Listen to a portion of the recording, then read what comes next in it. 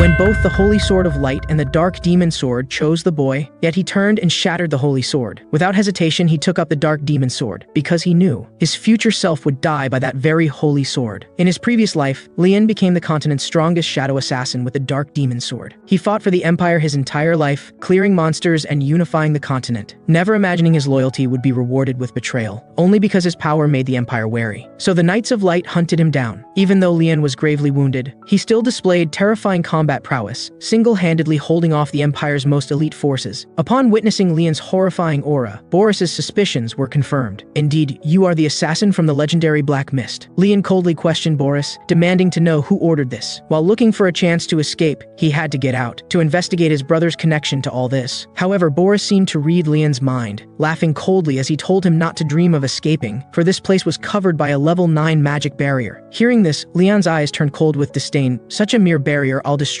it all for you to see. But at that moment, a faint voice drifted to his ears. That's enough, Lian. Upon seeing who had arrived, Lian's eyes widened in disbelief, for it was his brother whom he had followed all his life, Egil Belfort. He never imagined the mastermind behind it all was his own elder brother. At this moment, the pillar of faith in Lian's heart came crashing down, leaving him kneeling lifelessly. He couldn't understand, had he done something wrong? But to this, Egil only responded coldly, his icy gaze full of disgust. Look at that ominous black mist around you. You're no longer human, just an ugly murderer. You've been deceiving us all along. Hearing this, Lian froze in place, looking up to glare angrily at the man before him. He had dedicated his entire life unreservedly to him. Yet in the end, after achieving fame and success, the first thing he did was abandon the one who had served him like a dog for over 20 years. At this moment, Lian's anger reached its peak. All his magic power burst forth without restraint. Even if it meant shattering his body, he would drag this man who betrayed him into hell. However, the depleted Lian couldn't even break through Egil's protective magic. Finally impaled by the holy sword in his hand, kicked aside like discarded trash, feeling his life slowly slipping away, Lian's heart was filled with regret and unwillingness. He never thought this would be his end. What a foolish life. If only he could start over. When he next awoke, a woman's voice reached his ears. Young master, how long are you going to sleep? Are you trying to avoid practice by stalling for time? Hearing this, Lian looked at the woman beside him. This was clearly Elia, the maid who served him in his childhood. Even the furniture arrangements around were exactly the same. Before Lian could think too much, he was dragged to the training ground. At this point, Lian finally confirmed something. He had returned to Belfort Castle 27 years ago. Today was 1 year before his entrance to the academy, when sword practice was held at the start of each month. An important event where even his father, the Duke, would come to watch. And Lian's opponent was his half-brother of the same age, Krantz Belfort. This fellow's mother was the Duke's legal wife, so Krantz received more attention than him. In his previous life, after being humiliated today, he became everyone's laughingstock. And from this day forward, he was excluded by his father. His father waved his hand and said, "Begin." Krantz immediately took the initiative, charging toward Lian, with a malicious smile as he swung his sword down. However, Lian looked at him with disdain. In his eyes, this fellow's speed was as slow as a snail. He then calmly shifted his position, easily dodging Kranz's attack. But in Kranz's eyes, Lian's evasion was merely a cowardly act. Unexpectedly, the next second, Lian's sword swept out like lightning, instantly knocking away his long sword, then casually kicked Kranz's leg, instantly causing his face to contort in pain. He fell to the ground, clutching his leg and wailing incessantly. Lian stared at Krantz fiercely. Just placing the sword at his neck would win this practice match, but Lian didn't want to end it so easily. In his previous life, he had been constantly tormented by this fellow, so now he wanted to completely crush Krantz to prevent further bullying. This life, he would live for himself, so he proceeded to mercilessly torment him. After Lian's victory in the practice match, he was granted an audience with his father, who even sent his personal knight Yukon. On the way, Lian encountered Kranz's mother, who heads to the infirmary. Seeing her expression like she'd eaten something foul, he felt delighted and mockingly asked, "Is Krantz all right?" Marjorie glared at Lian hatefully. "You did this to your own brother, how shameless." But Lian merely laughed and said, "This is what practice is about." However, the venomous voice from behind made him pause. A child born of a filthy mother should eat off the ground, yet dares to show off shamelessly. Hearing this, the killing intent in Lian's eyes suddenly erupted, instantly thinking of how to kill her. But then he thought of a better way to torment her. "You know I'm going to the academy with Krantz, right? Aren't you worried whether your son can graduate with all limbs intact?" Lian's threatening words made Maria gnash her teeth. She raised her arm, ready to teach this insolent boy a lesson. However, a hand stopped her. Yukon spoke without giving any face. "The Duke urgently wishes to see the young master. Will be going now." This left Maria standing there in embarrassment, while Leon showed a wicked smile. Because the Duke's orders were absolute, now protected by the Duke's knight. Moments later, Leon arrived at his father's study. This was their first private meeting in years. Duke Williams Belfort commanded the western territories of the Wuxi Empire, known as the Guardian of the Continent, possessing outstanding magic and exceptional swordsmanship. A hero who long prevented demon invasions, ultimately dying in the war against the Demon King's army. He spent his whole life serving others, supposedly all for the continent's peace. But in Leon's eyes, he was a foolish man, because this was all the life he chose. His father commented on Leon's performance in the duel. The moment Kranz charged at you, you accurately judged the sword's trajectory. But when did you learn swordsmanship? Leon said he hadn't learned, but practiced alone every night. Yet, in his father's impression, Leon had no interest in swordsmanship at all. Why would he hide such excellent skill? Although you excellently suppressed Kranz, wasn't the later behavior unnecessary? His father's sharp question made Leon's heart jump. Was he testing his tolerance? After some thought, Leon responded loudly, because I wanted to prove I'm better than Kranz. That's the true meaning of this practice match. Hearing this answer, his father burst into laughter, praising it as a cool and clear response, saying he hadn't expected he had such talent. He was truly happy. You'll surely become a good assistant to Egil. At these words, Leon was struck as if by lightning. Become that person's assistant? Father's obsession with Egil remained unchanged, but current Leon couldn't change his father's thoughts, could only tremble and clench his fists tightly. Then his father said he could give him a reward, whatever he wanted. Leon's eyes brightened, his gaze growing determined. Since that's the case, I'll shatter your obsession, destroy everything Egil wants to do, then said, I want to go to the front lines. When Ilya heard Leon's decision, she was nearly driven mad with shock, feeling the young master had completely lost his mind,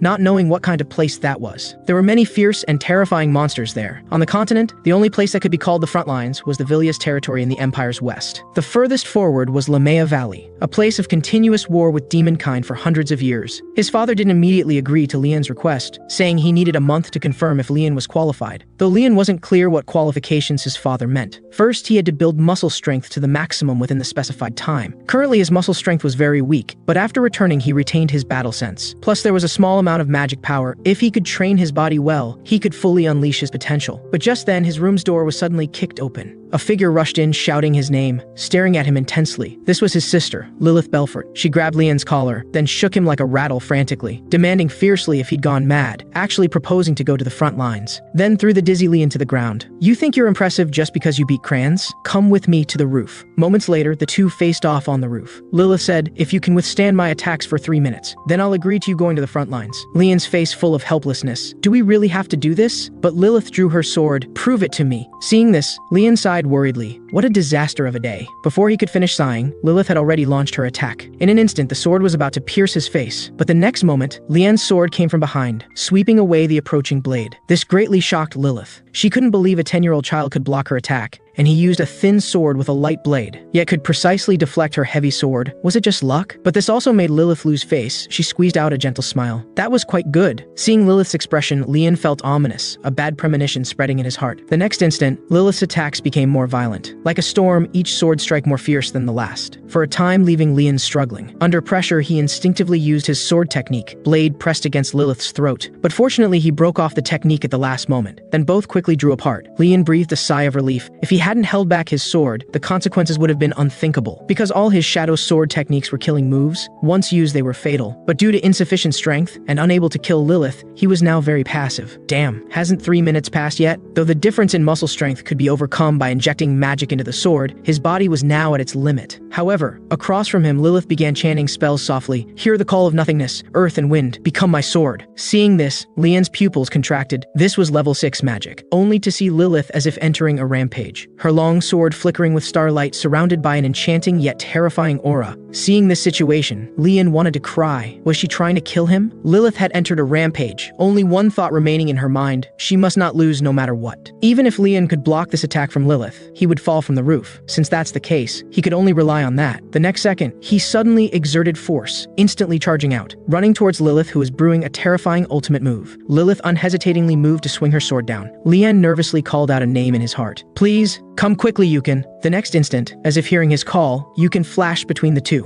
one hand grabbing Leon in midair, one sword blocking Lilith's attack. Brilliant sword light instantly shot into the sky, illuminating the entire night sky. Yukon frowned, his words full of reproach. Lady Lilith, aren't you being too harsh on the young master? Leon breathed a sigh of relief. He'd thought Yukon wouldn't come. By now, Lilith had finally regained her senses. She anxiously hugged Leon, apologizing repeatedly. I'm sorry, brother. I just don't want you to go to the front lines. Feeling his sister's caring warmth, Leon held no blame in his heart because her competitive spirit was extremely strong, working harder than anyone, thus creating unprecedented records in the Royal Academy where continent geniuses gathered, achieving S rank in all subjects. She possessed beautiful looks, so was called God's Child, along with Egil, revered as guardians of the continent. But after joining the Knights of Light, Sister would face a tragic end. Thinking of this, Leon couldn't help but hug Lilith tightly. "I really missed you, sister. This time I'll definitely protect you." Then Lilith asked Yukon, "Aren't you father's knight? Father's already left for battle. Why are you still here?" Yukon said awkwardly, "The Duke ordered me to secretly protect the young master during this time." Leon had sensed Yukon right after leaving father. If he kept pretending not to know, would he not have appeared? The next day, Lilith returned to the academy, while Leon continued training non-stop for the next 2.5 weeks, but the results weren't particularly significant. This was vastly different from his imagined plan. He couldn't help but miss his perfect physique from his previous life. Just then, Alia told him Lilith had sent something. The stench emanating from it made Alia wrinkle her nose in disgust. This was hellhound blood that Leon had asked his sister to get, only obtainable in Lamea Valley, with a stench and burning sensation in the mouth,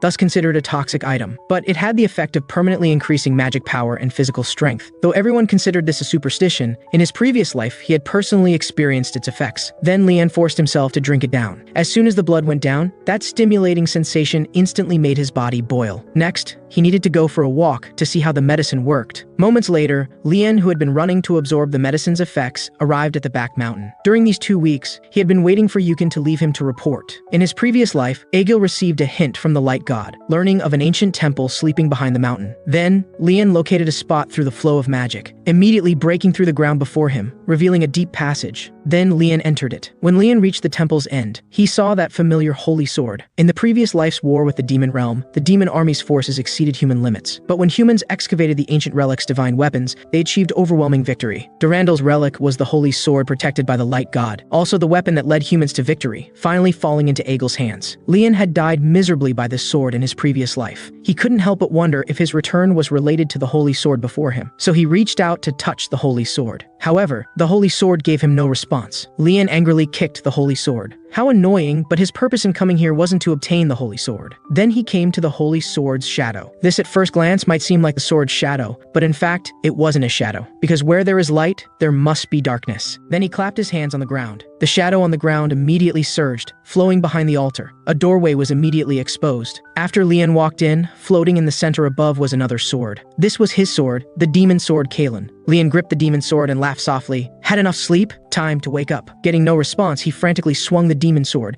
trying to awaken Kalan this way. Soon, a strange shadow appeared before him. "Little one, you're really brave. Do you know what awakening me means? Actually daring to wake a sleeping demon sword. Your body will be mine from now on." The shadow instantly pounced towards Leon, but was grabbed by Leon. This greatly shocked Kalan. "How can you touch me?" Hearing this, Leon smiled. "I told you, you're mine." Only to see Leon holding the demon sword, his whole body surging with terrifying demonic energy. Seeing this, Kalan was very confused. "How do you have Ael's aura? Are you her heir?" Leon smiled darkly and confirmed. "That's right, the master has returned. Now kneel." But his words still couldn't gain Kalan's acknowledgement. She then launched an attack at Leon. Kalan's defiance made Leon very helpless. If that's the case, he could only use the simplest method. Then softly chanted, "Demon sword control." The next instant, Kalan was heavily suppressed by an invisible force. Leon scolded in a low voice, "I'll say it one last time. Acknowledge me as your master while I'm still speaking nicely." But Kalan wouldn't listen at all, demanding to know how he knew this spell. Seeing communication was futile, Leon chanted again, "Demon sword control," then immediately chanted another 2.5 times, pressing Kalan's head into the ground. Just as Kalan was about to agree, Leon shouted again, "Demon sword control," and so, Kalan was thoroughly conquered. Then transformed into a small demon form, excitedly popping out. "Haven't smelled outside air in so long, how exciting!" "Master, what's your name?" "I'm Leon Belfort," Kalan pondered, asking if he was really chosen by Ael. Leon nodded, confirming, and told her this happened in his previous life. He had died once. Hearing this, Kalan was completely confused, feeling Leon was talking nonsense. Then Leon looked at the holy sword before him, raised the dark demon sword in his hand. With one strike severed the holy sword's hilt. Seeing Leon's action, Kalan asked in surprise why he did this. Leon stared at the hilt in his hand with a wicked smile. "Though I don't know now, it should become interesting later." Time quickly arrived at the promised day with his father. He needed to pass his father's test to prove whether he was qualified for the front lines. Then Yukon threw out a scroll. Under the scroll's summons, a hellhound suddenly appeared.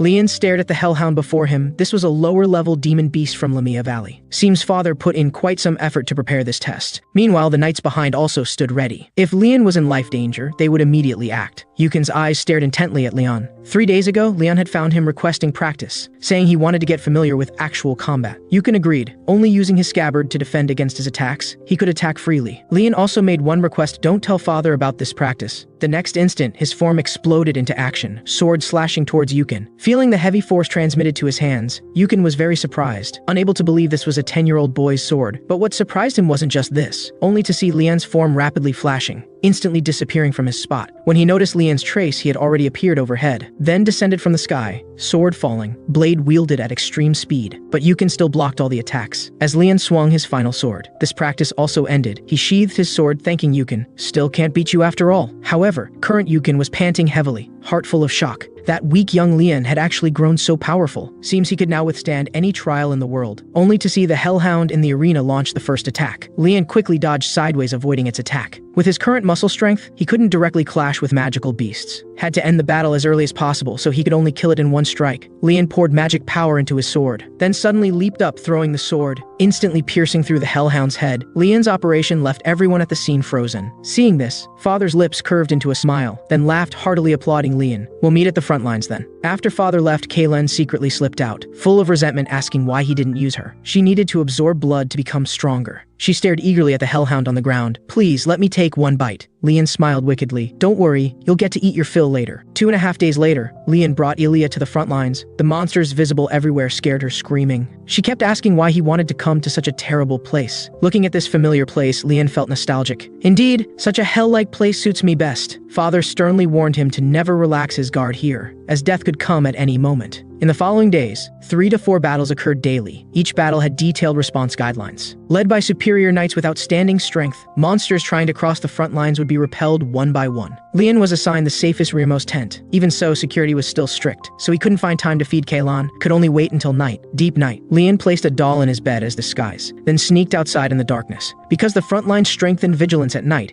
he could move freely in the rear. Moments later, Leon arrived at the monster-inhabited area. Now this was the best place to use the demon sword. Then he summoned Kaylin. The stimulating blood energy around had already excited her beyond control. Master, I can't hold back anymore. Then Leon charged into the monster group, the demon sword in his hand, swinging wildly, frantically harvesting monster lives. Leon filled a cup with monster blood, then drank it down in one gulp. The blood stimulation and power's impact frantically collided within him, yet Leon thoroughly enjoyed this feeling. But Kaylin said, relying just on these jackals, when can we become stronger? Hearing this, Leon looked behind him, lips curving into a smile. Don't worry, the night is long, there are many more monsters. Meanwhile, a carriage convoy was heading towards the front lines, many knights guarding the white-haired lady inside. The maid persuaded that she could still change her mind as the front lines were too dangerous. But the lady refused. I am the Empire's princess, obligated to help Father patrol. Please don't say such things again. The maid could only helplessly stop persuading. Just then, she suddenly remembered something. Duke Belfort's youngest son was also at the front lines, his age similar to hers. Would she like to go say hello? But the lady coldly snorted proudly, I'm not interested in him. But then she asked about Leon's name. The maid thought for a moment, then responded, seems he's called Lian Belfort. Hearing this, the lady gazed at the bright moonlight, softly murmuring this name. While at the front lines, Father led many knights battling monsters. Just then, his gaze was drawn to Leon fighting among the knight squadron, his performance greatly satisfying Father. Originally thought Leon would cry to go home, didn't expect him to persist so long. Come to my tent tomorrow morning, I have something to tell you. Father's words surprised Leon. This was the first time he'd seen Father show such expression. Deep night, Leon again came to the monster area to hunt. This time he encountered a death swarm. Such powerful monsters normally only appeared in deep valleys. Kaylin asked if let her handle it. Leon said, I know what you're planning. Kaylin said she'd just use the body then return it. With his current power, the wounds he cut were too shallow. The death swarm could recover immediately. Hearing this, Leon agreed. Indeed, this would go nowhere, though he had drunk countless monster blood this month. Still not enough to kill the death swarm before him. So Leon could only choose to temporarily give his body to Kaylin. Demon sword descent. Next moment, Leon was wrapped in dense demonic flames, power also surging multiple times. Then launched sword technique, 8-petal dance. In an instant becoming flowing light dancing, cutting multiple strikes in a moment, instantly dismembering the monster's body. Its powerful regeneration couldn't save it. After all, it faced a demon god youth possessing dark power. Meanwhile, Father also discovered the monster corpses Lian had killed. From the unliquidated blood, these monsters had just died. Yukin sensed unusual magic power nearby, wondering if demons were responsible. Hearing this, Father's expression grew serious, ordering careful search of surroundings and quick disposal of monster corpses. But just then he found something familiar about the sword wounds on the monsters. As he pondered, Yukin told him there was a new discovery. That was clearly the death swarm Lian had dismembered. Seeing this, Father's heart churned. Could this be that organization's doing? While current Lian had returned to his tent, somewhat regretting his frenzy, actually using demon sword descent for one monster. That was temporarily giving his body to Kaylan, though could display that fellow's true power. But with slight carelessness, might be completely possessed. Just then, Kaylan also said beside him, "Though you're a 10-year-old child, your words and actions aren't childlike at all. Not only thoroughly understanding me, even very familiar with every part of Lemay Valley. And he has a skillful swordsmanship that seems like he has practiced for 30 years. Now I can finally believe you saying you died once. So you're a returner, right?" Hearing this, Lian showed a belated expression. "I told you already," instantly angering Kaylan to shout, "Who could understand when you said it that way? But killing someone of your strength isn't simple, and you were killed by Durandal's wielder. Looking at it this way, there are only two possibilities. Either lost a duel, or were betrayed. But you were probably betrayed, right? I could tell from your expression looking at the holy sword. In that case, your purpose in returning must be planning revenge. However, if I see a hint of hesitation or weakness from you, I'll devour you." Lian irritably punched Kaylan flying, saying, "Your master isn't a fool." But a smile secretly rose on Lian's face. This fellow's personality was still the same as ever. Moments later, Lian walked out of the tent. Just outside, he found an atmosphere different from usual. Just then, Ilya hurriedly ran over, telling him something big happened. Last night near the valley exit, they found high-level monster corpses. Hearing this, Lian's heart jumped. Was it talking about the death swarm? Lian hurriedly asked if there was other news, like discovering strange people, or about himself. Just then, Yukin appeared behind him, telling him his father wanted to see him. Hearing this, Lian felt ominous. This was trouble. Because of the thing with Father, he left the monster corpses there unhandled. Now it seems Father definitely discovered it. How should he cover this up? Then Lian came to his father. After sitting down, Father directly asked what he was doing last night. Lian said he was too tired, so went to bed early. Hearing this answer, Father's gaze brightened, examining his youngest son before him. The sword marks he saw yesterday were extremely similar to Lian's swordsmanship. Was he thinking too much? Such a small child should find it very difficult to do such things. Then Lian asked innocently why he asked this. Father told him something happened near the station last night, very likely done by the assassination organization Black Mist. They existed since ancient times. No one knew their exact purpose. They killed many nobles in the name of purification, known for leaving black mist wherever they passed. But from some day, they concealed their traces, last discovered 300 years ago. But last night's death swarm corpse had black mist emanating. That was the trace of the dark god Al, also the main deity Black Mist organization worshipped and source of their power. If my deduction isn't wrong, those who killed the death swarm and monsters were Black Mist. After hearing Father's words, Lian marveled. From sword wounds could deduce an organization that concealed traces 300 years ago. Father told Lian to be extra careful recently. This matter would stop here for now. So Lian passed this hurdle this way. Then Father told him the Emperor would visit today. Speaking of this, he suddenly smiled mysteriously, saying he wanted to entrust something to Lian. Shortly after, the Emperor arrived at the territory. Everyone had gathered early to welcome him. The Emperor hurried forward to help Father up, saying, "We're old friends, no need for such formality."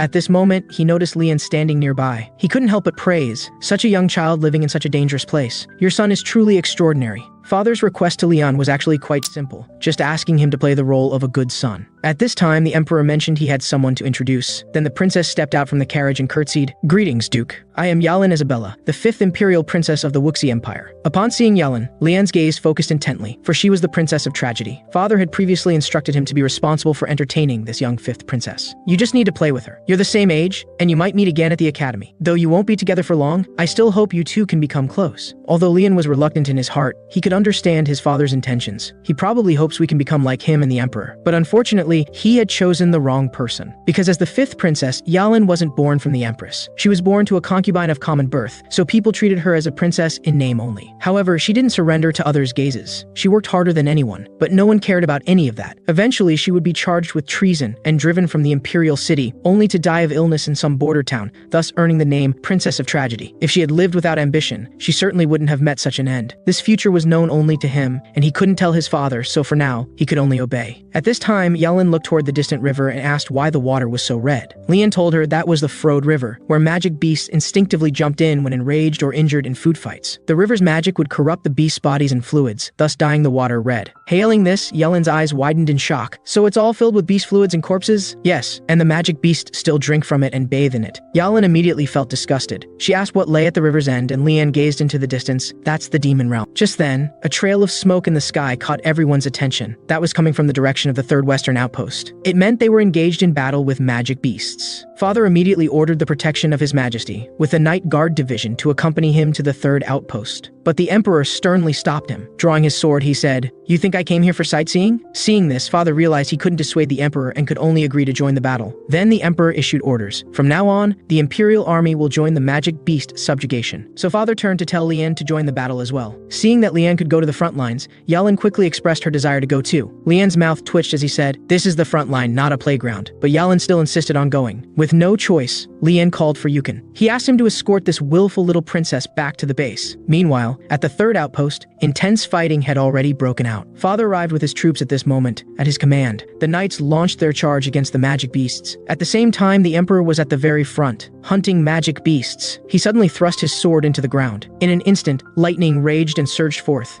instantly annihilating numerous powerful magic beasts. Witnessing this, Lian felt admiration for him. According to common knowledge, the Emperor's magic level had reached the 8th rank. Even if he hadn't become Emperor, becoming the head of the Magic Association wouldn't have been a problem. Perhaps being Emperor was just his hobby. Moments later, the battlefield's turbulence had been quelled, and the Emperor and Father gathered for a long chat. He mentioned that recently there had been an increase in assassinated nobles in the Empire, causing unrest. Father asked if there were any commonalities between these incidents. They were all corrupt officials individually listed on a roster, and black mist traces were found at each scene. Hailing this, Father pondered briefly. He thought the Black Mist followers might be active again, as their traces were found near the outpost yesterday. The Emperor also felt this was highly likely, though further investigation was needed. But there was another aspect that concerned him greatly. Some nobles seeking death were spreading rumors, suspecting the 5th princess as the mastermind behind these events. Hailing this, Father was shocked. Could someone be trying to tie Princess Yalin to those people? The Emperor was worried, although he was currently silencing those people under the pretext of rumors. He believed they were trying to use her for something. So the Emperor solemnly requested Father's help. If he should pass before him, he entrusted Yalin to his care. Hailing this, Father's gaze intensified as he solemnly swore, "I shall obey your Majesty's command." Meanwhile, Lian was preparing to go out hunting magic beasts again. But at this moment,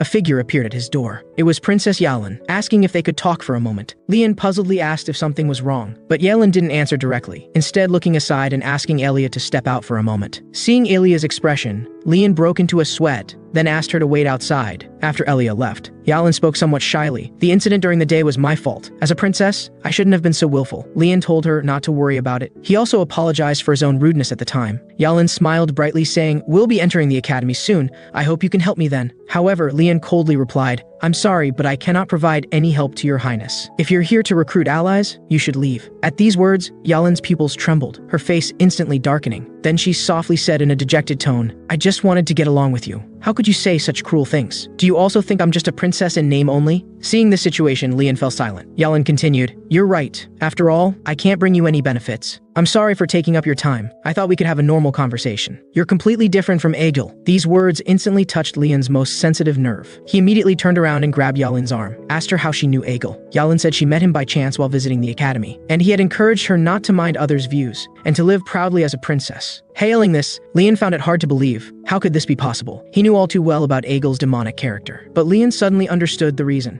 So he had already started planning to drag this princess down at this time. But just then, there was a commotion outside the tent. The next moment, the canopy above was torn open. A huge magic beast attacked Lian's tent. Nearby knights rushed towards that direction. At the same time, Father and the Emperor learned that the rear camp had been attacked by magic beasts, and it seemed young Master Lian and Princess Yalin were caught up in it. Hailing this, the Emperor immediately ordered all Imperial troops to the rear, insisting on ensuring the princess's safety. By now, the rear was already filled with magic beasts. These were high-level magic beasts that should only appear deep in the valley. Yet now they were appealing in groups at the border. This made Lian wonder if this was a change that hadn't occurred in his previous life, or was it because of him? At this moment, Elia cried beside him, "Young master, I thought you were really going to die just now." Just earlier, when the magic beast's attack was about to land, Lian had quickly embraced Yalin and dodged. After all, in his previous life, he had joined the Demon King's subjugation force, so he wouldn't die to such minor monsters. Just then, a large hand suddenly reached for a knight beside Yalin, grabbing him in its grip. Lian quickly moved in front of Yalin and told her to step back. However, the magic beast merely glanced at the knight before carelessly tossing him aside. Seeing this, Leon's eyes narrowed. As expected, this creature was targeting him. He told everyone to escort Yalan away first, while he would be responsible for luring the monster away. Receiving the order, Elia immediately agreed and grabbed Yalan to run. Leon's mouth twitched. You agreed rather quickly. Meanwhile, the magic beast could no longer contain itself and launched its attack. Leon's eyes showed determination as he gripped his sword tightly. Then his figure flashed as he struck the magic beast's arm. At this time, he also pondered a question. Why did high-level magic beasts keep appealing around him? Kalen said it was because he had drunk a lot of magic beast blood. His body emitted a scent to magic beasts. He was like a tonic. Hailing this, Leon suddenly understood. So you knew all along. Why are you only telling me now? Kalen smiled sinisterly. Have you forgotten? What I want is your body. Hailing this, Leon grabbed her, then transformed her into a demon sword in his hand, preparing to face the high-level magic beast before him. Bring it on. I don't care how many magic beasts there are. The next moment, he leaped in front of the monster, instantly decapitating it. Leon let out a light breath and said calmly, since no one's watching now anyway, let's properly drink some high-level magic beast blood. But at this moment, his eyes suddenly widened. Wait, is that a Delwill dragon? A huge purple dragon appeared. It unleashed a terrifying presence, but Kalan immediately saw it was just a baby dragon in its infancy, probably also attracted by Leon's scent. However, none of this mattered to Leon, who was now completely excited. He even decisively used Demon Sword Descent. He couldn't let such a huge magic beast escape. He had to devour it. Meanwhile, on the other side, the Emperor and his group had arrived at the rear to provide support. They quickly killed all the high-level magic beasts, but they still hadn't found traces of Yalan and the others. Just then, a guard reported finding Princess Yalan. Then Yalan hurriedly ran to her father. Out of breath,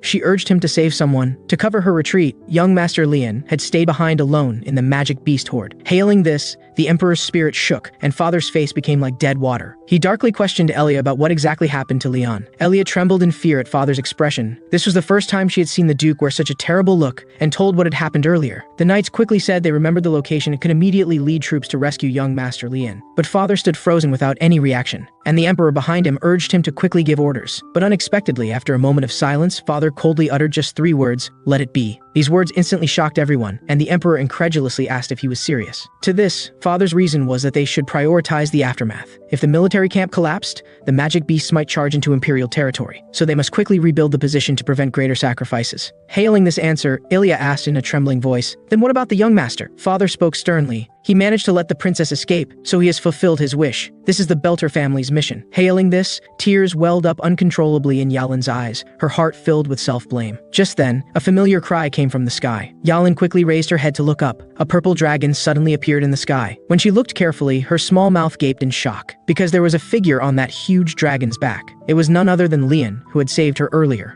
Dragonkind were creatures closest to the creator, not only rare but extremely precious. Just drinking its blood could dramatically increase one's power. Leon couldn't let it go, but even though this magic dragon was still in its infancy, its power couldn't be underestimated. It opened its huge mouth, gathering a terrible breath attack. The horrifying power instantly destroyed where Leon had been, but fortunately, he dodged in time, flashing to appear beside the magic dragon. He swiftly swung twice, striking the dragon's eyes. The dragon cried out in pain, letting out a roar of rage. Its wings beat, then it quickly flew skyward. Then it suddenly accelerated, charging like a spear toward Leon. But Leon showed no fear, smirking wickedly. He shifted his form to dodge the strike, while gathering power in his hand. The next instant, he used his Shadow Sword technique, 8-petal dance, landing a heavy hit on the dragon. Leon wearily rolled his shoulders. His current body was still too strained to deal with a dragon, but it was time to end this, so he prepared to finish the dragon. The dragon once again beat its wings. Leon thought it was going to use the same technique, but what he never expected was, the dragon swiftly turned and fled ignominiously. This greatly surprised Leon. He leaped up toward the airborne dragon. He couldn't just let this creature escape.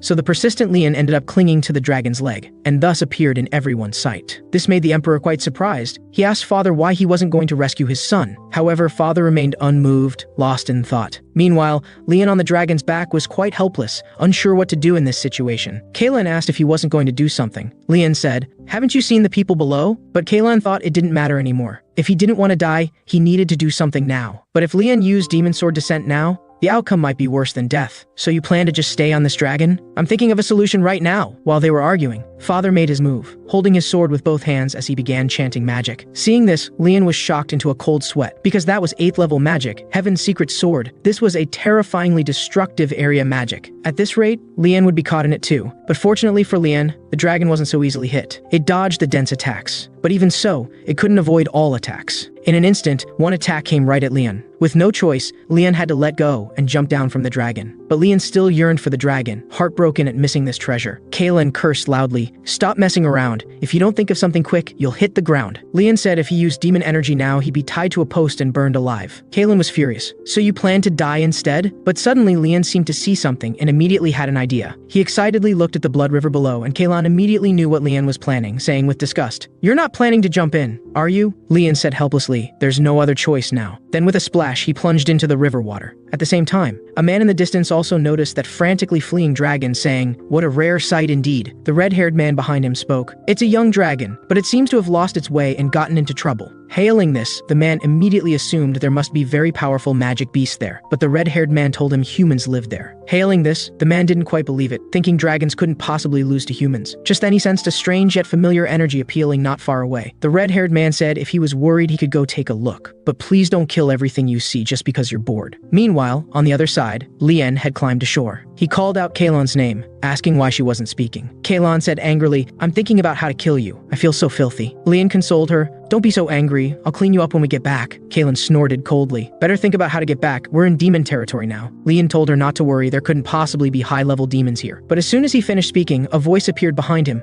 "I knew there was something interesting waiting for me here." In an instant, Leon was shocked. This voice was deeply etched in his mind, one he could never forget, because this guy was the most terrifying among the demon race. The Demon King, Visrion, outwardly a brutal and merciless demon king, but privately an approachable, humorous man. This was completely beyond Leon's expectations. It should be known that in his previous life, this was the prime culprit who started the human-demon war. Everyone who had seen him had only one thought: this terrifying being was the incarnation of evil. Yet now he had appeared before Leon, without any warning. This immediately put Leon on high alert. He couldn't understand why they would meet at this precise moment. Seeing Leon's combat stance, the Demon King narrowed his eyes. The next instant, he appeared ghost-like behind Leon. "Do you want to fight me?" Leon quickly turned and swept out with his sword, but hit only the Demon King's afterimage. His form appeared again behind Leon. At this time, the Demon King suddenly burst into laughter. "You're quite an interesting person." Kalen asked what to do now. How could he possibly fight the Demon King in his current state? Hailing this, Leon couldn't help but lower his gaze. He knew well that defeating this terrifying being was impossible. The only option was to flee, but could he really do it? But what Leon never expected was, the Demon King's behavior exceeded his expectations. "Relax. I don't want to fight a child like you." To lower Leon's guard, the Demon King lay down on the ground with a grin. "If you're not at ease, we can chat while lying down." This scene immediately dumbfounded Leon. Why did this guy suddenly lie down? The Demon King asked again, "Are you really human? Is this your first time in the demon realm?" Leon nodded lightly in affirmation. Seeing Leon's nervous appearance, the Demon King said he seemed strange. "Why do I feel like you know me well?" To this, Leon said he was indeed human, and had never seen him before, but why you was here. The Demon King's carefree manner made Leon doubt if this was really the same Demon King he knew. The Demon King said he sensed strange energy during his patrol and came to check. This was his duty as Demon King. But after speaking, he suddenly sat up and asked Leon what he had just said. So Leon repeated his words, but his calm demeanor aroused the Demon King's suspicion. A human hailing the Demon King's name yet showing no shock. This drove him crazy. "Human children don't react like you when hailing my name. Didn't your mother tell you stories about being taken away by the Demon King if you misbehave?" His behavior left Leon bewildered. This guy definitely wasn't the Demon King he knew. If the plot followed his previous life, the Demon King would soon begin invading the human realm. But this guy didn't seem like that type at all. If this was his true personality, what then drove him to become that merciless Demon King? So Leon asked the Demon King a question. If he really was the Demon King, what was his greatest wish? The Demon King showed a gentle smile. "I don't have any particular wishes. I just hope my subjects can live happily." But then the Demon King said darkly, "But if anyone dares destroy this, I'll kill them all. This is my duty as Demon King." Feeling the terrifying aura, Leon's suspicions were confirmed. He was indeed the Demon King he knew from his previous life, that terrifying monster, Visrion. It's just that now he seemed sealed somehow, so something must have unlocked his restraints. Thinking this, Leon decided to prevent that incident. So he asked the Demon King if he would make a deal with him, because soon he would encounter an incident that would threaten his subjects. Though I don't know exactly what that incident is, I can tell you with certainty, that incident will trigger a war between humans and demons. Hailing this, the Demon King thought it was nonsense. "You think I would plunder territory?" Leon said this was true, and this was why he wanted to negotiate. "Promise me no matter what happens, don't start a war." The Demon King crossed his arms saying, "Setting aside whether this is true,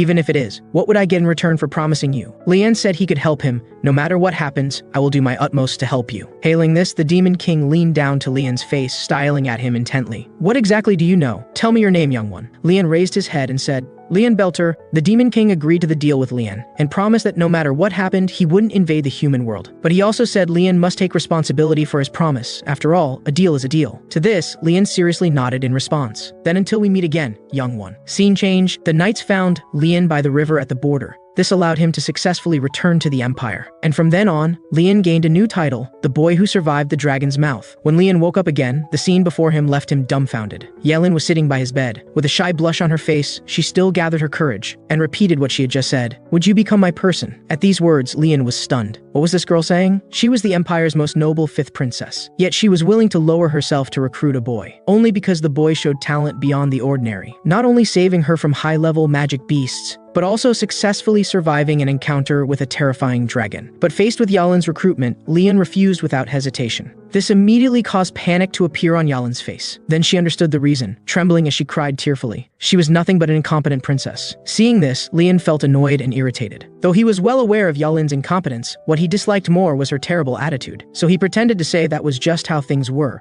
but told her not to be too disappointed. Yalin clenched her small hands. Instantly returning to that tsundere princess manner, she snorted, I understand what you mean. Once I grow strong enough, you'll acknowledge me. Just wait and see. Someday, I'll become so powerful, you won't be able to ignore me. Yalin's confident and optimistic appearance made Lian break into a sweat. She really like a child. Good luck. I look forward to seeing that day. Just as Yalin was about to leave, she stopped her steps. Oh, one more thing. Yalin turned her head with a charming smile and softly said, Anyway, thank you for saving me. Scene change in a small forest at the rear camp. A man was furtively looking around, then took out a magic cube emanating an ethereal light. He stared at the cube excitedly saying, Not much left now. Just then, a voice sounded behind him. So it was you, Zenard Crimson. As soon as the words fell, Zenard's body became immobile, as if bound by invisible chains. Lian appeared behind Zenard, his gaze falling on the cube in his hand, recognizing it at once. This was a divine artifact created with magic infusion, containing space inside that could store infinite items, a masterpiece by Master Gam of the Magic Association. And Lian had been watching for a whole year, as someone had been smuggling within the Empire. It seems that person was you, 7-star Knight Zenard Crimson. Hailing this, Zenard was terrified. You're Lian Belter. Why are you here? Lian turned the cube over, dumping its contents on the ground, all important materials from magic beast corpses. He asked if Zenard had spies helping at the border. Hailing this, Zenard became very agitated, shouting that he knew nothing. Lian told him not to play dumb, because their smuggled beast blood had appeared in the black market, and the hound blood Lian had previously obtained through Lilith also came from the black market, so Lian pondered who that spy might be. Meanwhile, Zenard noticed his body could move again, and quietly gathered magic in his hand, suddenly raising his hand to launch a sneak attack on Leon. In an instant, towering flames engulfed him. At this point, Zenard finally breathed a sigh of relief, almost losing the precious cube. But the next second, a sword flash appeared before him, separating his hand from his body. A strange black mist floated up. Leon's figure emerged from the black mist. Then Leon grabbed his throat. Terrible demon energy erupted within. Tell me your choice. Either tell me everything you know and die comfortably, or endure torture that would make even the gods pray for you. Scene change at a border trading post in the western region. Two men happily looked at this batch of smuggled goods. When they opened the box, fear filled their faces, because inside was Zenard's head. While Leon watched their panicked appearance from afar, Kalen asked if he wasn't going to deal with those guys. Leon said warning them was enough. Zenard had been smuggling at the front line, and his goods were all sent to the Magic Association. That place gathered all mages obsessed with magic, researching magic's origins and foundations, and the art of creating new magic. They were a group yearning to surpass human nature limits. Currently, they were making useful items, like that cube, but in the future, they would use beast blood to do crazier things. So Leon needed to start stopping them now. Kalen said, "You're switching from assassin to problem solver? I thought you were living for yourself." Hailing this, Leon's eyes lowered as he said quietly, "I just don't want anyone using beast blood again." Scene change. In some residence in the Empire, Egil looked at the letter in his hand,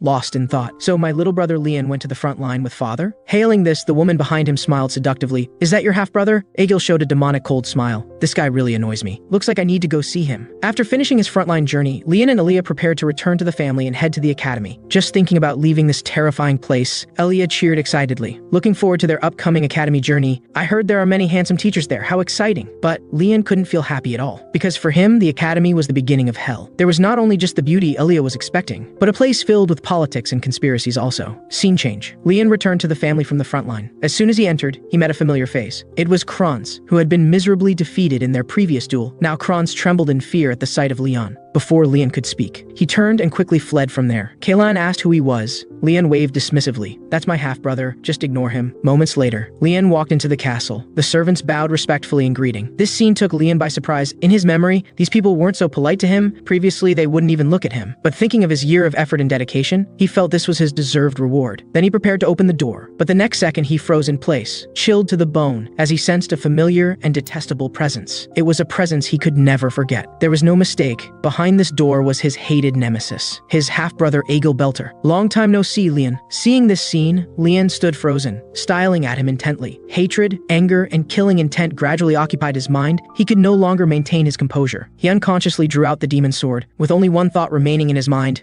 kill him. At that moment, Kaylan suddenly stopped Lian's actions. She told Lian that if he wanted to live, he needed to come to his senses. Now wasn't the time to make a move. Hearing this, Lian's brows furrowed, his gaze sharpened. In the end, he suppressed the killing intent in his eyes, bowing to Egil before him. "Long time no see, brother." Seeing Lian's demeanor, Egil reached out and gently stroked his head. "I thought you wouldn't recognize me. I heard your swordsmanship has improved. Looks like you'll be able to help out soon. I'll be waiting for you on the battlefield." Hearing this, Lian's eyes were cold, devoid of emotion. "Indeed, I'm very much looking forward to that day." Lian's strange behavior made Egil feel somewhat uneasy. He told Lian that he was pleased with his performance on the front lines and came specifically to see him today. Lian scoffed. He knew this guy well. If he had no use for him, he wouldn't even spare him a glance. But after learning why Egil came here, Lian also became increasingly calm. Meanwhile, Elia returned to the room grumbling while carrying 2 large boxes of luggage. "Young master doesn't carry any luggage at all. Couldn't he help me a bit? I'm going to be worked to death." She then pushed open the door in frustration, just about to complain. When she saw Egil walking out, she was frozen in shock on the spot. Seeing this, Egil smiled gently. "I heard Lian is very close to you. Seems it's true." Snapping back to reality, Elia hurriedly bowed repeatedly in panic. "Have a safe journey, young lord." While saying to Lian, "You nearly scared me to death, young master. Why didn't you tell me the eldest master was here?" However, Lian responded grimly, "Elia, could you leave me alone for a while?" Elia asked what was wrong, but what responded to her was Lian's cold gaze. "I don't want to say it twice." Afterwards, Lian was vomiting in the bathroom. The intense emotional turbulence made him nauseous. He then asked Kaylan why she stopped him earlier. This was a good opportunity to take control of his body. Kaylan laughed. "Shouldn't you be thanking me? Besides, I just want your anger to burn more fiercely. That way you'll be more delicious when I consume you." Hearing this, Lian chuckled. "Indeed, this is more like you." Meanwhile, in Egil's room, a subordinate was reporting to him, saying they had found the second young lady's whereabouts. She was now in the northern White Elves territory. Egil's face showed an intrigued smile. The White Elves were known for their aversion to outsiders, yet she managed to establish relations with them. It seems she's indeed skilled at socializing. "Let me know when she returns." The man immediately agreed, and seeing Egil's expression, he couldn't help but ask, "Did something good happen? You seem more excited than usual. Was the meeting with the young master interesting?" Egil suddenly burst into laughter. "Interesting? I suppose you could say that, but your assumption is wrong. I'm not happy at all right now." In an instant, an eerie aura enveloped the man, frightening him into hurried apologies. Meanwhile, Egil was recalling the look in Lian's eyes earlier, that gaze like one looking at a lifelong nemesis. Had he seen wrong? This made Egil inexplicably troubled, so he arranged for men to keep watch over Lian. Then he gazed into the distance, lost in thought. "Lian, what exactly are you hiding?" On the other side, today was the day Lian would depart for the academy. But Alia was extremely dissatisfied. Because the academy didn't allow maids to accompany students, her previous fantasies were shattered. Lian said the academy only allowed guardian knights. There was nothing he could do, but don't cause trouble after I'm gone. Alia let out a light humph. "Young master, you should worry more about yourself." Then Lian set off under Alia's watchful gaze. She cried as she bid Lian farewell. "Young master, you must return safely." Alia's wailing cry also stirred Lian's memories. When he was 8 years old, he had a severe fever, and no one was willing to take care of him. Only Elia braved the heavy rain to carry him to the camp's infirmary. If it weren't for her, Lian would have already become a corpse in some corner of the mansion. So whether in the past or present, Elia was not just a maid to Lian, but someone very important. However, what Lian found very suspicious was, this simple escort mission actually assigned 6 high-ranking knights. A thought crossed his mind, and Lian had already seen through the mystery. Looks like there'll be quite a show before entering school. As they traveled on, the sun was about to set. The knights woke Lian up in the carriage, saying they had reached near the central city of Reborn and would arrive at their destination tomorrow morning. They would rest here for the night, and Lian agreed,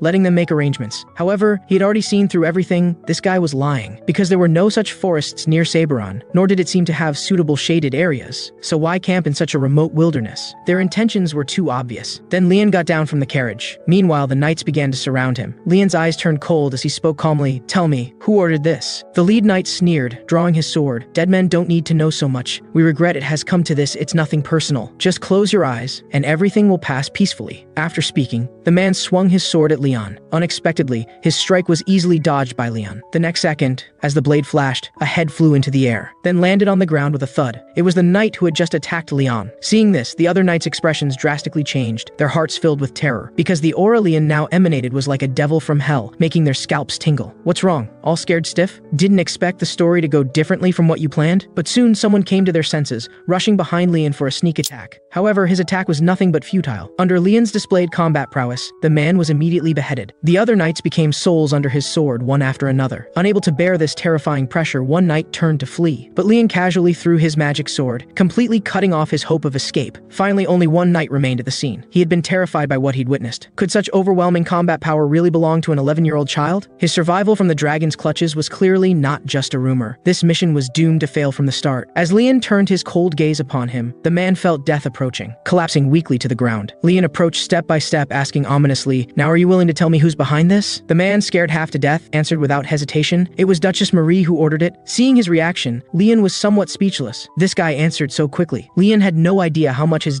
godlike appearance had traumatized him. The next day, Leon continued his journey to the academy. He learned from the knight that Kranz had made a request to his mother. This might be related to their mission. So it was because of that Kranz guy. Looks like I'll need to give him a good beating next time we meet. And since they needed someone to drive the carriage, Leon didn't kill this last knight. Besides, this guy looked too weak, completely not worth eliminating. Soon after, Leon finally arrived at the academy city, the central city of Reborn. After Leon arrived at the Royal Academy, he showed the badge representing his identity. The receptionist was somewhat stunned upon seeing it, immediately helped him complete the enrollment procedures, and gave him a noble room key and letters. Seeing this key, Leon was puzzled. He confirmed with the woman if she hadn't made a mistake. A moment later, Leon arrived at his residence. The room was luxurious and noble. No one from their family had ever been assigned such accommodation. It seemed someone had arranged this in advance. Leon asked if the knight had moved in all the luggage. "Yes, all the luggage you brought has been brought in." After getting the answer, Leon reached into his chest. "Since we've arrived at the academy and the luggage is all moved in, your mission ends here." Seeing this, the knight's face instantly broke out in cold sweat, hurriedly shouting, "Wait!" However, Leon just threw him a bag of gold coins. He didn't understand, and Leon said, "If you don't want to die, don't return to the family. Whatever you do from now on, this is enough startup money." Hearing this, the knight fell into silence. The next moment, he suddenly knelt before Leon, loudly swearing to Leon, "Knight Flay is willing to protect you for life, noble young master Leon." Leon sighed somewhat helplessly. "You've done something very troublesome." Flay said his father once told him that if he met a lord worthy of lifelong loyalty, he should never hesitate. As soon as he finished speaking, Leon instantly showed murderous intent. "What if you betray me later?" Seeing this, Flay nervously broke out in cold sweat, but Leon's hand had already gently rested on his shoulder. "I hope you won't betray me, otherwise I guarantee you'll regret it." Meanwhile, in the Belter family, Maria had already received news of Leon's safe arrival at the academy, and of the knights she sent to assassinate him. Except for one who disappeared, all others were dead. Maria was furious. "Didn't you say it would be foolproof?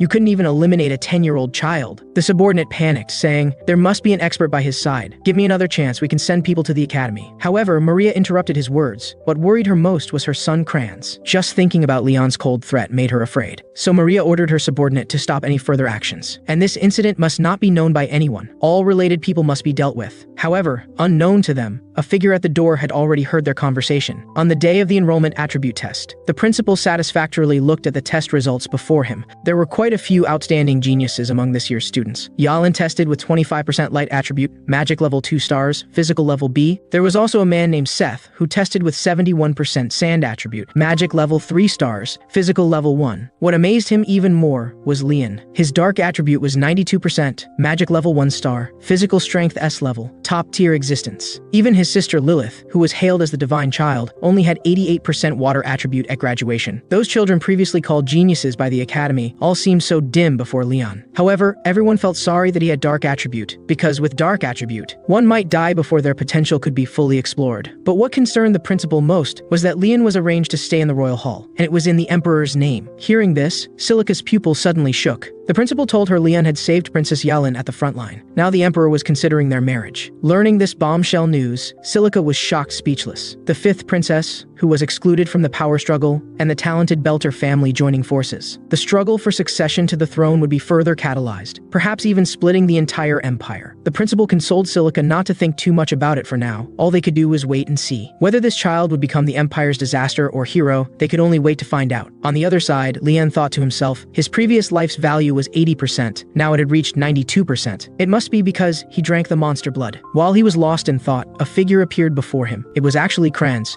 who became as scared as a mouse seeing a cat upon seeing Leon. The chubby boy behind Kranz said, "Is he the one who treated you like a slave?" After Kranz confirmed, he mockingly said to Leon, "I heard you don't even know who your mother is." This guy named Bofi often bullied Leon together with Kranz in his previous life. Now meeting his enemy again, Leon laughed coldly in his heart. This bastard came at just the right time. While Bofi was still fearlessly trying to stand up for Kranz, walking aggressively towards Leon, Kranz felt greatly uneasy, wanting to stop him. The next second, Leon viciously kicked Bofi into the ground. He coldly stared at Kranz before him. Just a slight movement was enough to make him break out in cold sweat. Leon whispered ominously in Kranz's ear, "I don't care what little tricks you play behind my back, but if I find out, you might not graduate with all your limbs intact." Leon's casual words made Kranz's soul nearly leave his body. Kranz fell powerlessly to his knees, while Leon left with a mischievous smile, thinking the upcoming academy life would probably be very interesting. The scene changes. In a certain floor of the academy library, Silica was still pondering the principal's words. Whether Leon would become a disaster or hero, she needed to pay more attention to him. But when she was about to take the book she wanted, she found that book was no longer there. Just then, Leon's voice came from beside her. "Are you looking for this book?" Silica's expression suddenly changed. She hadn't noticed Leon's presence, but she quickly returned to normal, smilingly asking Leon how he got in. This wasn't a place anyone could enter. "Leon, could you return it to me? That's essential material for my research." Leon smiled lightly. "Of course," then handed the materials to Silica. However, the next second, a wave of dark aura swept out. But Leon seemed to have anticipated this, saying mockingly, "Isn't this what you wanted, Professor Silica? Or should I say, Hall Master Silica of the Black Mist organization?" Silica's hands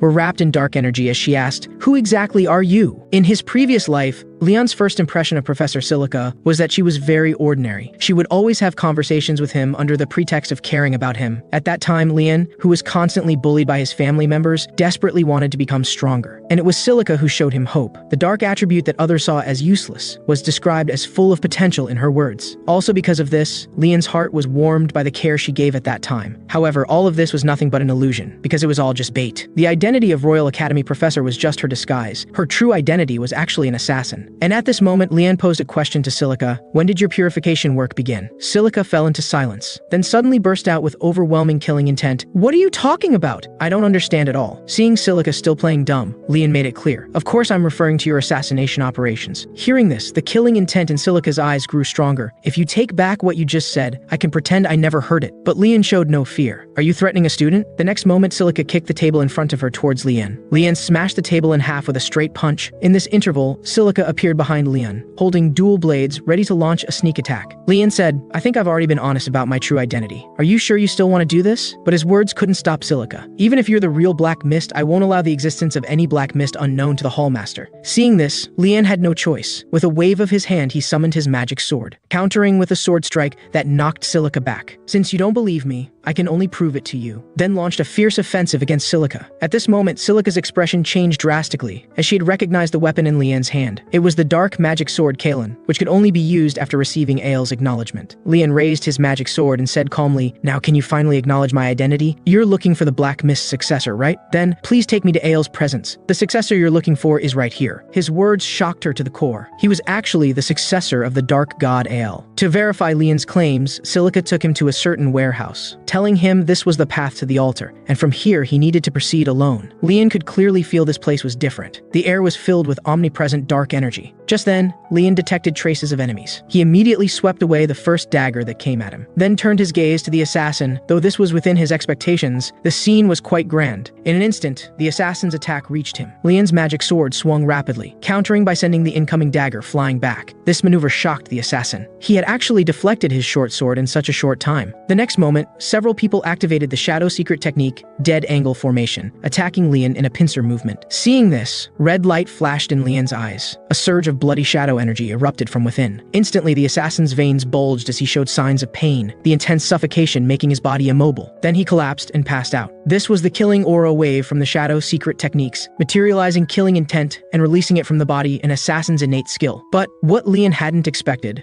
was that someone could still stand. Could it be an elite at the executive level? Thinking this, Leon couldn't be careless anymore. He held his magic sword, preparing to use a secret technique of the shadow sword. But in the next second, the assassin charged forward at extreme speed. This startled Leon to be able to interrupt his shadow sword. Who exactly was this person? Meanwhile, the assassin's mask fell off. "How's my ultimate technique?" Leon Lian Belter. Upon seeing who it was, Lian's mouth twitched. It was Silica. She was now extremely excited. I can no longer hold back. Quick, show me your true power. As soon as she finished speaking, Lian used the Dark Martial Arts 8 Styles Chaos Strike to knock Silica back. Silica became increasingly curious about Lian. You can use Dark Martial Arts and Shadow Sword so skillfully, I'm becoming more and more interested in you. Unexpectedly, before she could finish speaking, Lian quickly turned and ran. The reason he did this was that he sensed the battle lust in Silica. She was desperate to fight. Fighting with such a person, they wouldn't stop until death. Silica chased after Lian. Come fight with me. Aren't you also yearning for this? She then launched a dark sword technique, Storm Surge. After blocking this strike, Lian felt somewhat helpless. He really didn't want to fight such a madwoman. Silica told him not to worry. This was the divine space created by Al. His presence wouldn't be detected outside, so he could fight freely without concerns. Hearing this, Lian no longer prepared to flee because this meant he could freely use various skills now. Although there was a possibility of killing the Hall Master, it couldn't be helped. But just then, Lian's body suddenly froze. Then he collapsed, blacking out. After he fell, the magic sword in his hand gradually began to take form. I knew this would happen. You should rest for a while. Before Silica's astonished gaze, Kalen appeared in human form, asking proudly, you know who I am, right? Hearing this, Silica immediately knelt respectfully. Yes, Lady Kalen. Kalan said angrily with disdain. A bunch of self-proclaimed Ale believers dare to harm my master. Silica explained this was just her duty as Hall Master, to confirm if Lian was the successor. But this answer didn't satisfy Kalen. She said, couldn't you just call out your god directly to confirm? Since you didn't do that, should I take it as you're also challenging me? However, Silica told her to put those words aside for now. We should first take care of our successor. When Kalen was puzzled, she turned to find Lian had already lost a large pool of blood. How did he end up like this? Silica knew the reason. Kalen's manifestation required absorbing the host's life force to maintain. This was a very inefficient method. Kalen grabbed Lian up, saying with exasperation, you start coughing blood at just this level? All that monster blood you absorbed was wasted. At this time, Silica spoke again. However, as the Hall Master of Black Mist, I won't refuse any challenge. And if my opponent is you, I'm even more eager to accept. Silica showed her manic side again. Her behavior gave Kalen the creeps. What's wrong with this weird person? By this time, Lian had regained consciousness, asking Kalen rather helplessly why she suddenly manifested. Kalen grinned fiercely. Quietly hide behind me, let me thoroughly crush this hateful person. Hearing this, Silica's excitement grew even more intense. This is truly my honor. But just then, an authoritative voice stopped both their fighting. That's enough. Bring the successor to the altar. After speaking, a portal appeared in the space, and the owner of this voice was Ael. Seeing this, Lian felt both nervous and excited. We're finally meeting. The Dark God Ael. In people's minds, the Dark God is extremely evil, taking lives without mercy. Under such public opinion, any attempt to defend him seems thoughtless. He himself once said that this was the path chosen by the masses, and no one has the right to judge right from wrong for them. But when they use death to defend their beliefs, they have paid the price. Anyone who hears this logic would say it's insane, but I know this God's nature well. He just wants to protect the weak. He's as simple as a fool. As I climb the stairs, the figure on that throne appears before my eyes. No one knows him better than I do, yet this is his first time meeting me. How do you prove you're my heir? I believe you must have already sensed the dark mist energy within me. There are two ways to become an heir. One is for the Dark God to personally bestow the Mist Core, and the other is for the Mist Core to find a qualified successor itself. The moment the Mist Core suddenly disappeared from the altar last year, Ael had already sensed the appearance of an heir, so his question now is just to observe my reaction. His tone becomes more grim, but what surprises me more is, you actually found Kalen. Even I cannot track her whereabouts. It seems you get along well with her. Hearing Ael mention this, Kalen remains silent, though dissatisfaction still lingers in her eyes.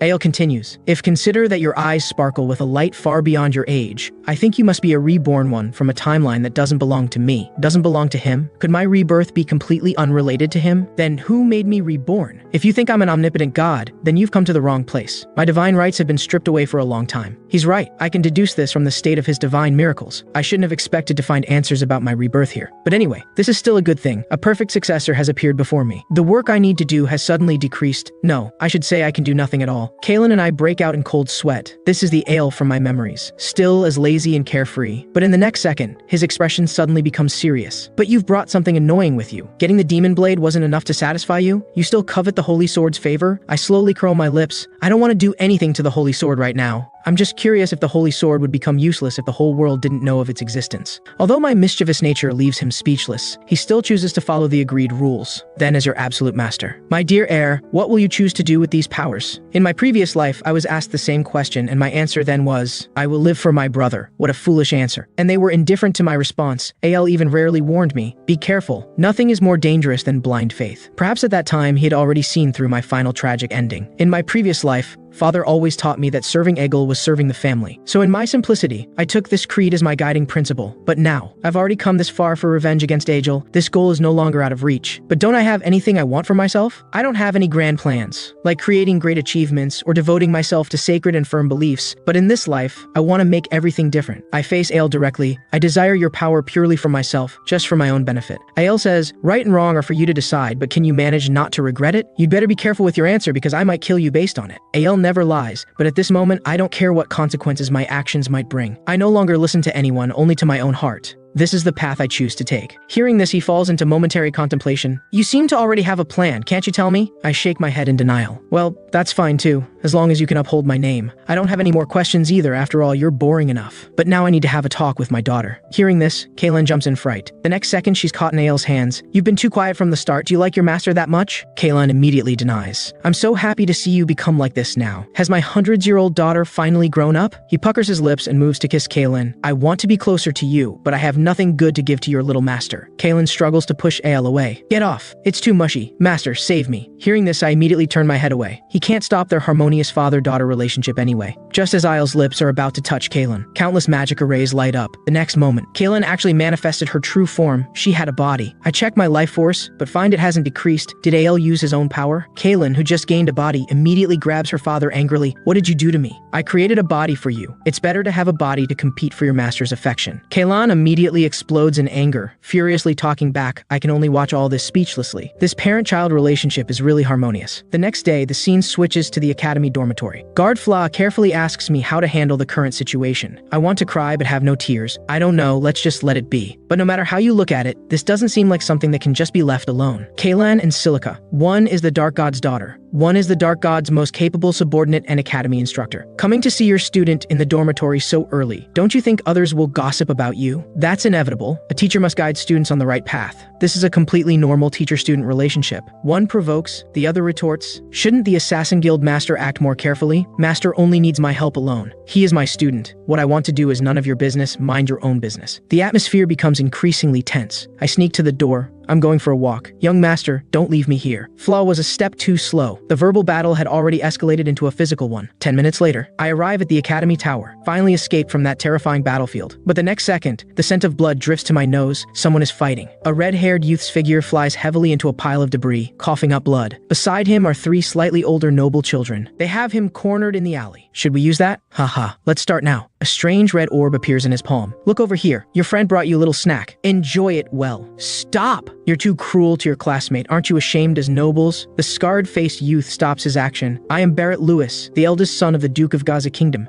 And who are you? Yalin also stands firm. I am Princess Yalin of the Empire, whose status is more noble. Princess Yalin thinks she's just saved an ordinary youth, but I know he will become the continent's strongest sword saint in the future, because he is Lexi, my former life's rival, with no magical power at all. He fought me to a standstill with just swordsmanship. It seems I've encountered the turning point of his fate. Barrett, the Duke's son before my eyes, is the culprit who caused him to be unable to cultivate magic. He forced Lexi to swallow the magic orb, which caused permanent damage to his magic structure. I don't know if this stems from ignorance or cruelty, just as Yalin tries to stop this violence by invoking her princess status. Barrett remains unmoved and mocks Yalin for being just the 5th princess. The Empire's authority is declining, so, as the eldest son of Duke Louis, Barrett dares to provoke the Emperor's illegitimate 5th princess. Yalin refused his handshake greeting, but still insists on interfering. Barrett remains arrogant. I think there's a misunderstanding here. Between this red-haired man and me, it's just playful banter between companions. I'm not bullying him. Lexi also reluctantly agrees with Barrett, but his forced expression is obvious to anyone. Yalin cannot remain indifferent. Whatever the case, I'm taking him away. Just as she touches Lexi's arm, Barrett rudely blocks her. I'm getting a bit impatient now. Didn't you hear Lexi say to leave? Even if you are the Empire's 5th princess, what of it? You're just a weak girl. Suddenly in the next second, a sharp wind passes. His body falls straight to the ground. I pay no attention to Barrett, whom I knock down with one move. My eyes constantly watch the red-haired Lexi before me. Is he really the Lexi I remember? The one called the continent's strongest swordsman now doesn't even have the ability to protect himself. In my previous life, after graduation, he joined the Klein family of the Gaza Kingdom, even changing his nationality.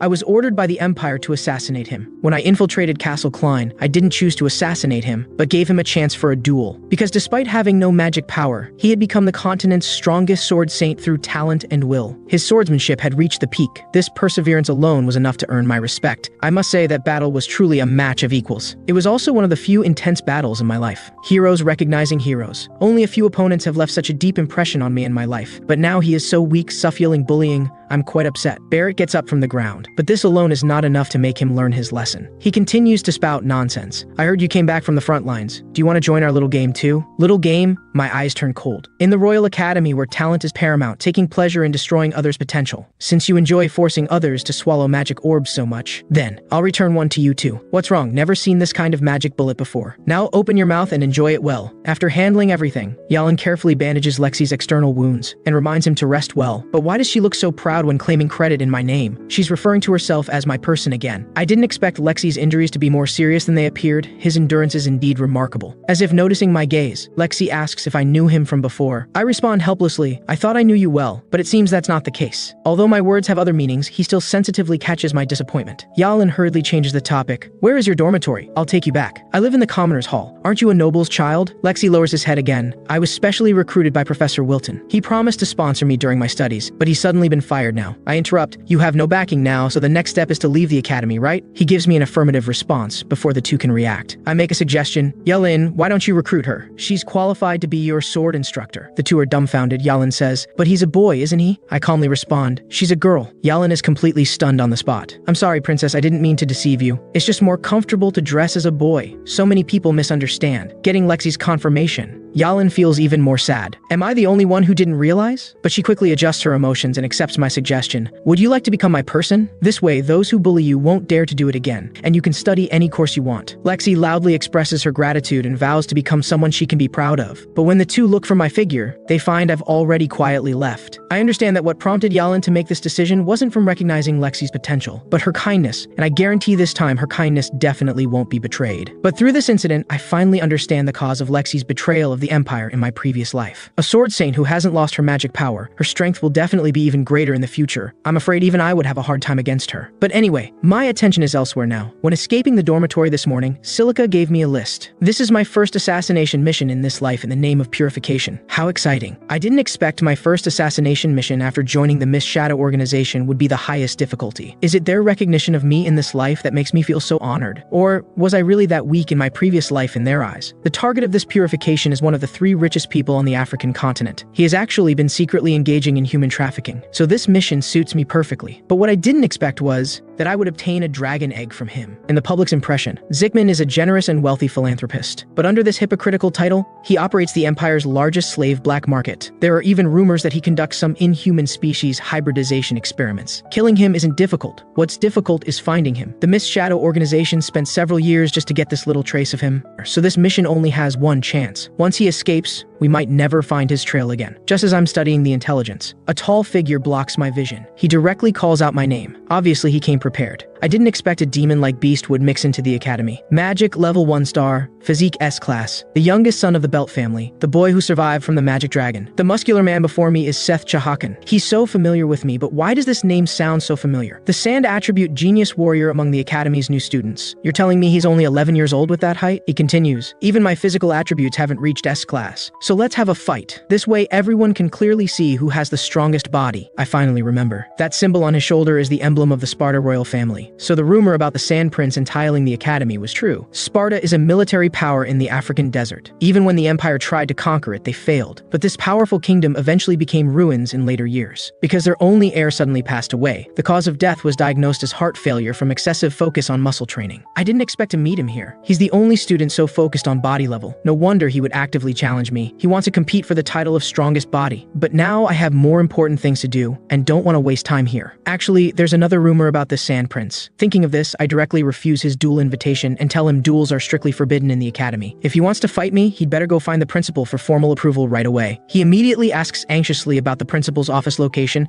I casually point in a direction, 3rd floor. He immediately runs off. I'll settle this right away, so don't leave. Looking at his disappearing figure, I finally confirm that the rumor about his head being full of muscles is absolutely true. I don't know what answer the principal will give him, because this was just a lie I made up to make him leave. In a hidden dungeon in the outer city, Zickman is instructing guards to strength and security? Because this time's merchandise is truly priceless. Once the transaction is complete, his position might advance further. I silently draw the demon blade, but Kaylin tells me she senses a strange energy here. I release dark mist energy to cover the surroundings. Night is my best cover. With excellent dark sensing, these guards hired by Zickman at high salaries all end up decapitated. By the time he notices, only one close guard remains. He draws his sword and looks around fearfully, but only catches a shadow. Just an instant of confrontation. His sword is knocked away. His knees weaken. The next second, his throat is mercilessly cut by me. Zickman shouts in panic. Guards, where did everyone go? I turn coldly. You'll find the answer soon, because I'm sending you to hell to meet them right away. You really hired quite a few people with hefty sums, but your money was wasted. Zickman shouts again.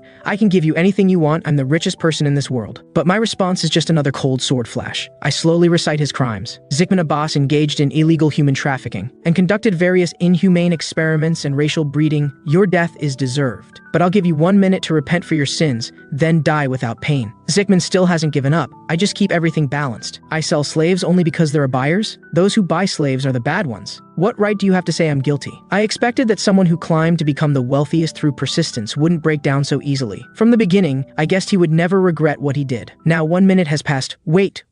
I ignore his frantic pleas. Miss Sword Ninth style, thin blade. Sword light flashes like fine scales, ending his hypocritical life. This way of death is definitely not peaceful. This is the purpose of the Purification Project. Leaving dark mist is also a warning, but before leaving, I should look around. Following Kaylin's guidance, I cut open the prison cell. A woman holding a huge pink egg appears before my eyes. She's already dead, but Kaylin gestures for me to look at the giant egg. That's a dragon egg, but strangely, it has 2 different types of energy mixed inside. I bring the dragon egg back to the dormitory. Flay anxiously asks where I got it. Picked it up on the way. Flay says, how can anyone just pick up something like this on the way? Whether you believe it or not, this is what I picked up while walking. The deal Zickman was making behind the scenes was actually for a dragon egg. Who could the buyer be? However, Flay worriedly asks, what if it suddenly hatches? I say that's impossible. Dragon egg hatching conditions are harsh. Even constantly injecting suitable elemental energy might not be able to hatch it. So a dragon egg away from its mother dragon is actually no different from a pretty stone. But the next second, a sudden change makes both of them widen their eyes. The shell cracked. Is it really going to hatch? Yes. It really hatched. This little dragon girl called me Papa as soon as she broke the shell, but I just want to send her away. I've never had any experience being a father. Not to mention I grew up in such a distant family relationship. This makes me never have confidence in being a qualified father. So at this moment, I'm very helpless and confused. Even Kaylin can't help but laugh loudly. Papa, ha ha ha, congratulations on becoming an 11-year-old father. Even if anyone else mocks me, I don't want to be mocked by Kaylin. Kaylin, have you forgotten that you were the one who told me to take this dragon egg? And promised that you'd never seen a dragon egg hatch after losing its mother dragon. But now you're laughing the loudest. Didn't you say it would never hatch? That's why I'm saying I never expected this kind of thing would happen. Forget it, what's done is done, there's no use in blaming now. But considering her mixed blood status, she would never be accepted by humans in the empire that believes in the light god. And with the other half of dragon blood flowing in her body, she would definitely be killed by the entire dragon race as a disgrace. A human-dragon hybrid. So what that woman desperately protected was her daughter. But this little one is destined to face the world's malice from birth. Thinking of her tragic fate ahead, would it be more merciful to kill her now? Thinking of this, I reach my hand toward her neck. Kaylin sees my intention.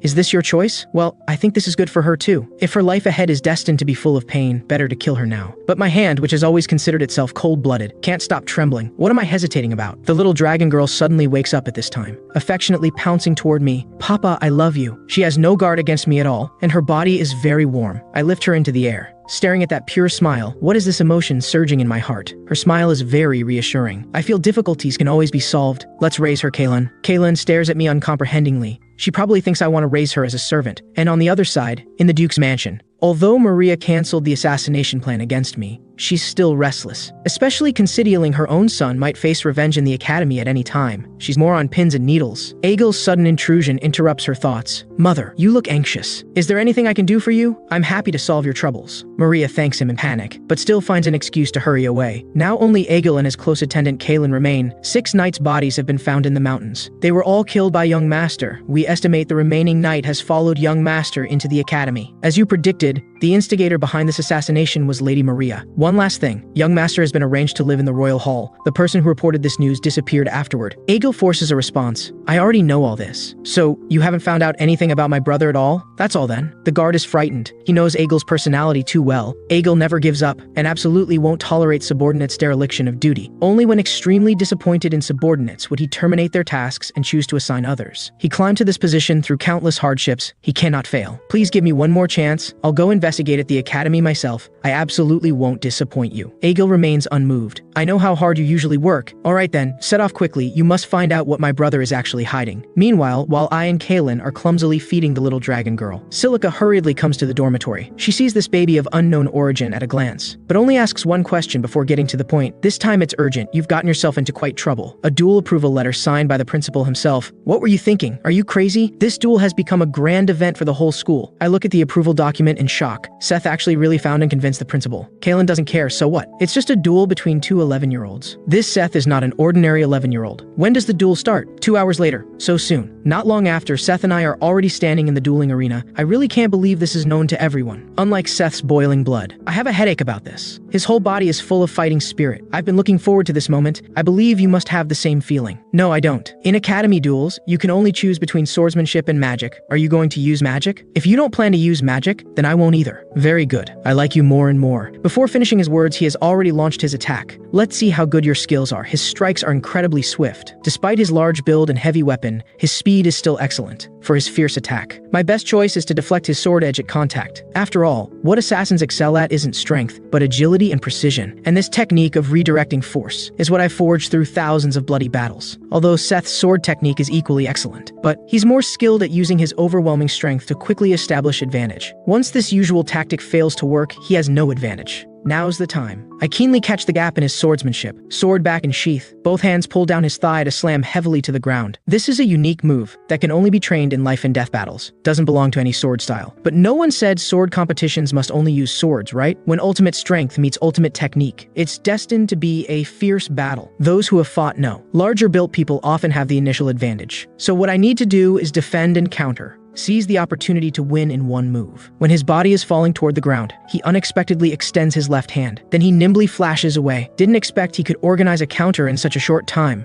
This excites me too. The crowd above has been dumbfounded by now, to be able to make such high difficulty moves. His waist is amazing. Are they still human? Seth stands still, but the next moment, his eyes flash with excitement again. I lost in the sword competition. Now you force me to fight with all my strength. The winning standard for sword competitions is to hold a sword to the opponent's throat. His admission of defeat is more straightforward than I imagined. This proves he's not just someone who relies on brute force. So does this mean we continue with magic duel now? Alright, my blood is getting hot too. Bring out your full power. His aura frantically rises, his clothes burst from muscles. The principal and instructor Silica, sitting in the observation seats, can't help but look forward to the upcoming battle. Considering Seth's physical attribute is a class, while the opponent is S-class. If only using these data to measure, the outcome of the sword competition is also reasonable. But next is the magic battle. What the academy values most is still magic. Physical strength only determines how much magic power one can contain. But now Seth is the strongest 3-star level among all students. While Leon only has 1 star, how will he deal with an opponent with such a big power gap? And Silica ignores the principal's doubts.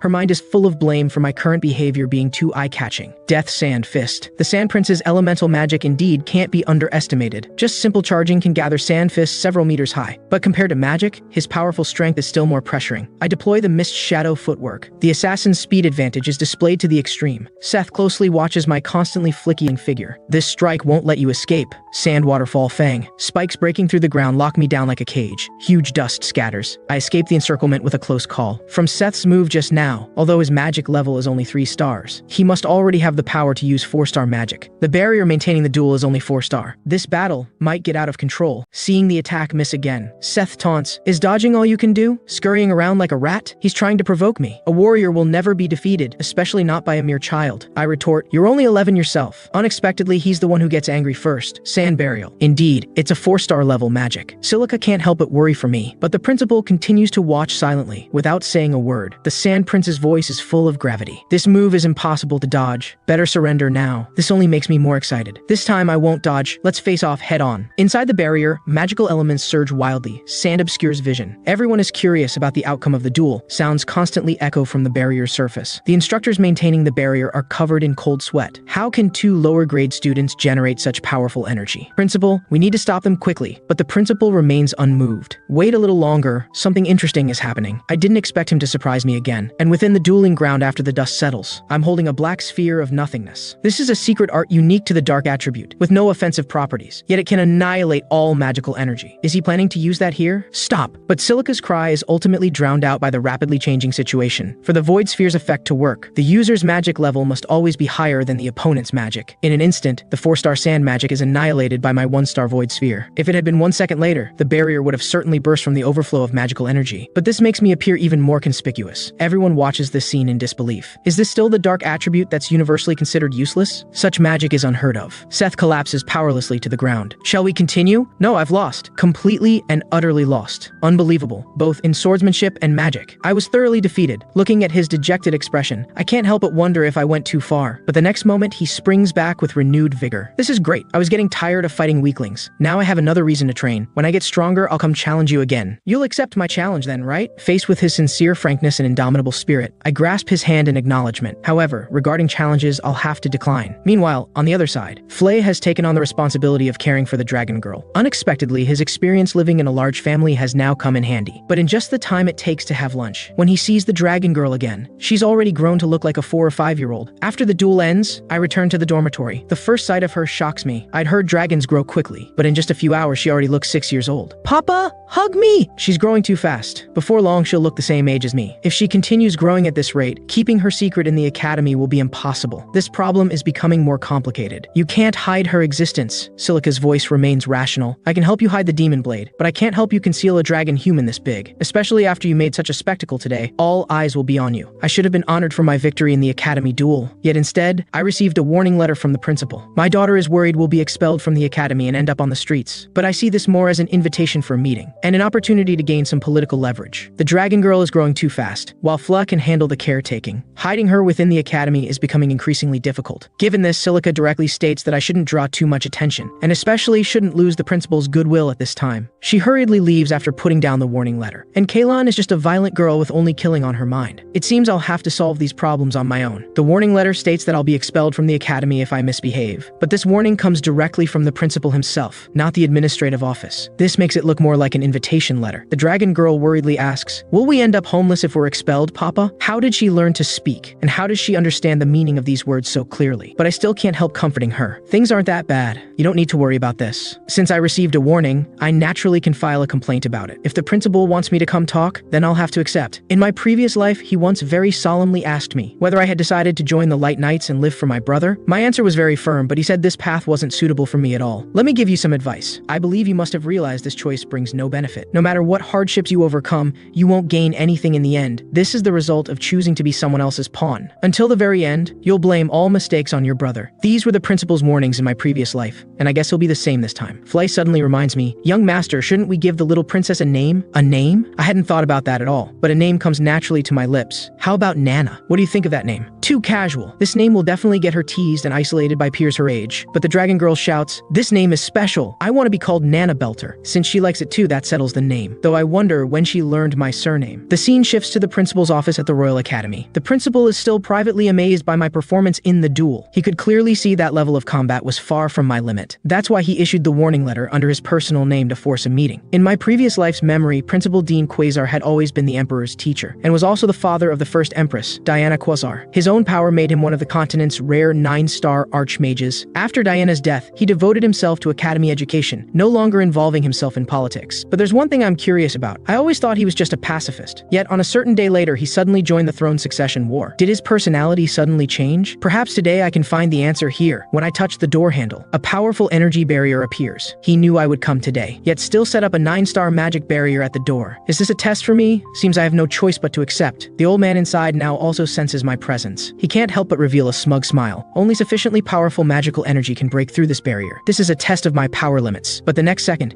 the sound of breaking window glass rings out. I land steadily. "Mr. Dean, as an incoming new student, I'm here to express my objection to the warning letter." The principal's expression darkens slightly. I had bypassed the door barrier and chosen to break through the window. This made his setup futile, but he didn't rebuke me for overstepping. Instead, he let me continue. It wasn't until I saw the barrier at the door that I finally confirmed a guess. The warning letter is an excuse, just to test my potential, right? He openly admits, "You're right, although the result differs from what I expected. You've indeed proven your talent. but I won't withdraw the warning letter. You can try to convince me. Then, may I ask you a question first? Mr. Dean, what do you truly want? The Empire's prosperity or your family's glory? His expression changes. Faced with such an impolite and bold question, he can't simply ignore it. I continue pressing, if the Emperor suddenly passes away, and other princes force the first prince to abdicate, would you still choose to take sides? The principal's anger rises. You're no longer just bold but arrogantly offensive. But I remain unmoved. If I tell him I'm Aegel's pawn, this wise old man can easily see through my fate. Yet he uniquely chose a path similar to mine in his own fate's decisive moment. This can't help but be seen as a great irony. The principal supported his grandson, the first prince, in the succession rights dispute, becoming the chief contributor to Lunar's ascension. But Lunar was a complete tyrant, cruel and vicious. He killed all his brothers and sisters and even framed Dean for treason, executing him. The principal had once illuminated others' futures through his own efforts, but was ultimately betrayed. He stands up in fury. Nonsense. Will a century of peace be so easily destroyed? I thought you were a genius, but you're just a fool. I counter, do you really think so? The first prince and second princess's mother died of illness. The third and fourth princes also have the strength to compete for succession rights, especially the current Empress Cassandra's family,